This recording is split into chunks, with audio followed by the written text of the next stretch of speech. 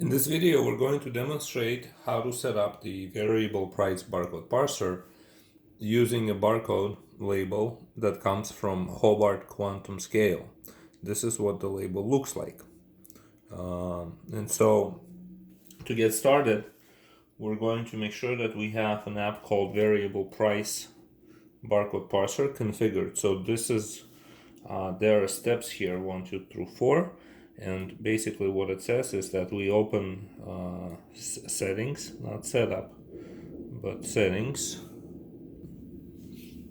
And in settings, we navigate to accessibility. And in accessibility, we turn on the variable price barcode parser.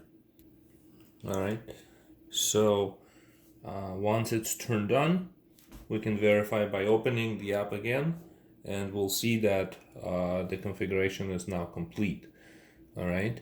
And I also am going to navigate to settings for barcode type, and I'm going to choose this one, the 99.99 one, and I'm going to go to inventory now, and I'm going to add an item, and I'm going to call it smoked chicken because that's the name of the item on the label. All right, so there it is, smoked chicken. I'm going to change it to variable, and in the product code I'm going to enter the first 6 digits that I see on this barcode, which is 200130.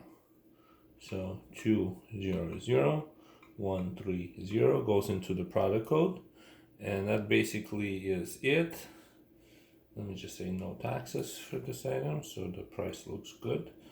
And now when I go to register, I'm just gonna grab my barcode scanner here, and I'm gonna scan this barcode, and there it is, smoked chicken, $1.26.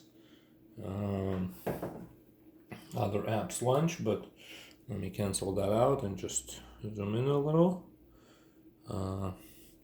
So let me delete this chicken here and scan again. There it is, smoked chicken. And so that's how you set it up. Thanks.